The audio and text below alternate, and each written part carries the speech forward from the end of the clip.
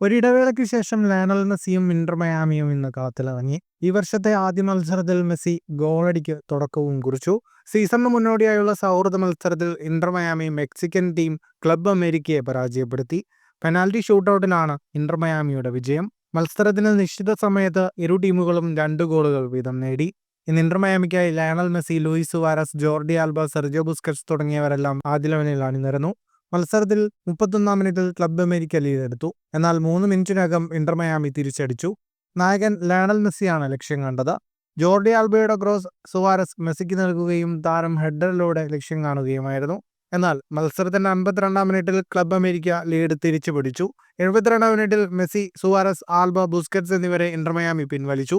Inter Miami പരാജയം പ്രതീക്ഷിച്ചിരിക്കെ injury ടൈമിൽ ഗ്രസലിന്റെ അസിസ്റ്റിൽ Thomas സൗലിസിന്റെ goal Inter മയാമിക്ക് സമനില സമ്മാനിച്ചു. തുടർന്ന് മത്സരം ഷൂട്ടൌട്ടിലേക്ക് പോയി.